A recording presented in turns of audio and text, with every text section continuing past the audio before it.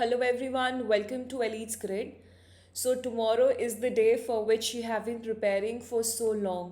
अब यही थॉट सोच के यू कैन बिकम नर्वस कि अरे इतने टाइम से मेहनत करी, इतने सारे टेस्ट दिए, मे बी उनमें अच्छे मार्क्स आए, कल ही ना आए. So what if I don't do well, what if this happens and all.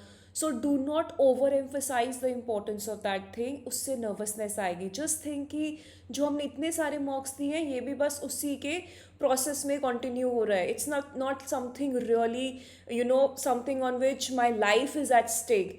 सो ऐसे नहीं सोचना है. Bring down such thoughts, it will decrease your nervousness. So be calm and compose during the exam. Reach the centre on time, do not be late. Late होने से हो सकता है mind disturb हो जाए, और even if you reach the hall but वो mind में वो पीस ना आ पाए जो मे बी टाइम से पहुंचने पर आता. सेकेंडली, इवन इफ कुछ पढ़ते टाइम कुछ क्वेश्चन नहीं भी समझ में आ रहा, कुछ लाइन्स नहीं भी समझ में आ रही उनका meaning, then don't worry.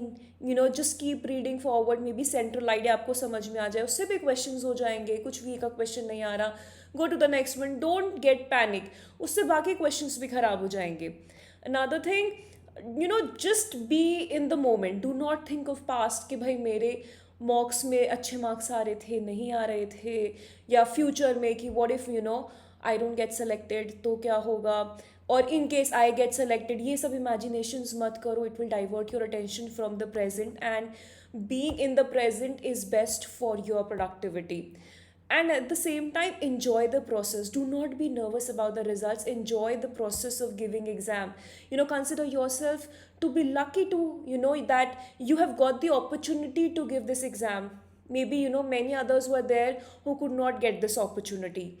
So be happy about it.